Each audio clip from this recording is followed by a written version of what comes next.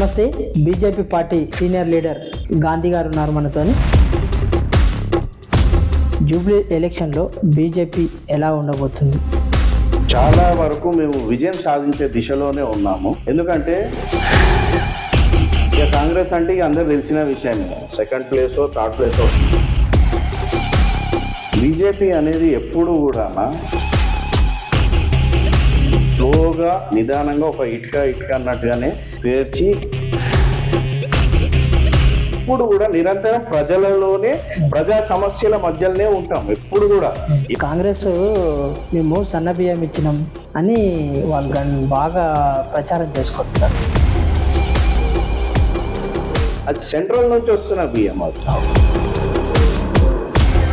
జూబ్లీస్ లో విజయం నుంచే నెక్స్ట్ తెలంగాణ మొత్తం గోల్కొండలో జెండా ఎగరేసేది కూడా బీజేపీ నెక్స్ట్ ఎలక్షన్ లో. 6 గ్యారంటీలు ఇస్తున్నాం అని కాంగ్రెస్ వాళ్ళు చెప్పుకుంటున్నారు. ఈ 6 గ్యారంటీలు ఎక్కడన్నా మీకు ఫుల్ఫిల్ అయ్యాయా? మహిళలకి 2500 ఇస్తా అన్నారు, ఇంతవరకు వేసింది లేదు. గ్యాస్ సిలిండర్ 500 అన్నారు, అది అవ్వలేదు.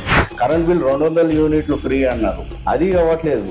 మహిళలకు అదేంది ఫ్రీ బస్సు అన్నారు, ఆ ఫ్రీ బస్సులో బస్సులు మహిళలకు ఫ్రీ పెట్టేసి బస్సు సంఖ్య తక్కువ చేసి వాళ్ళకి కొట్లాటలు అయ్యేటట్టుగా ఆ విధంగా నడుచుకుంటున్నాయి. ఈ ర్యాలీలో ఎంతమంది పాల్గొని ఉండొచ్చు అంటారు మీ అంచనా ప్రకారం? 10,000 వరకు పాల్గొన్నారని మేము అనుకుంటున్నాం.